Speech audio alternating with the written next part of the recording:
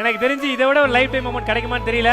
நீங்க நடிச்சு ஹிட்டான படத்துக்கு உங்க அப்பா அம்மா கையில விருது வாங்குறீங்க. தேங்க்யூ. இன்னும் எங்க அம்மா ஆசைப்படி கீர்த்தியும் வந்துட்டா நல்லா இருக்கும். ஆஹா,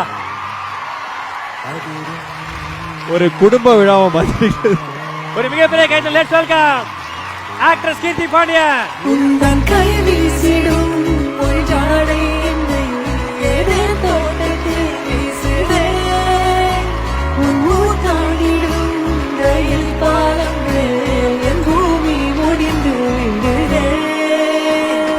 எனக்கு தெரிஞ்சு இது கோடியில சிலர் கிடைக்கிறது தான். அப்பா அம்மா கையாலே வந்து ஒரு விருது வாங்குறது ஒரு மிகப்பெரிய கைத்தல் கொடுங்க. அசோசியேஷன் எனக்கு அப்பா, உங்க மகன், உங்க பையன், உங்க சன் இன்னைக்கு வந்து போர் தொழில் அப்படிங்கிற படம் நடிச்சு ஒரு விருது வாங்குறாரு. அது உங்க கையில வாங்குறாரு. எப்படி ஃபீல் பண்றீங்கப்பா? ரொம்ப பெருமையாவும் மகிழ்ச்சியாவும் இருக்கிற ஒரு தருணமா நான் நினைக்கிறேன். அப்பா ஏமா பேச மாட்டாங்க? என் மேல கோவமாப்பா?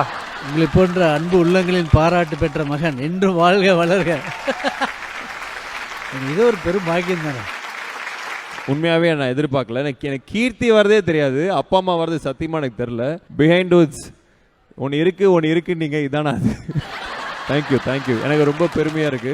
எனக்கும் ஆடியன்ஸ் அண்ட் மக்கள் எங்க அப்பா அம்மா யாருன்னு பார்க்கறதுக்கு ஒரு வாய்ப்பு கிடைக்குது. ரொம்ப சந்தோஷமா இருக்கு. தேங்க்யூ. கண்டிப்பா, நிச்சயமா அப்படிதான். பிகைன் நோட்ஸ் நிறைய வித்தியாசமாலாம் பண்ணுவாங்க. ப்ளூ ஸ்டார் படம் பாத்தீங்களாமா ரெண்டு பேரும்?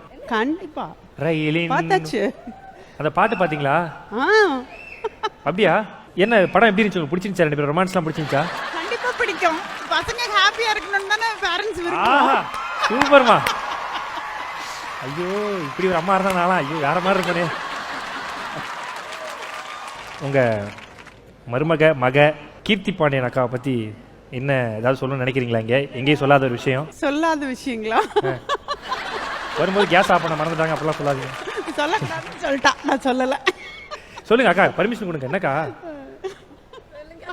சொல்லுங்கம்மா. கீர்த்தி வந்து மருமகள் மட்டுமில்ல, எங்களோட மகள் தான். இன்னொரு பொண்ணு எங்க வீட்டுக்கு ஒரு ஸ்வீட் அடிஷன்.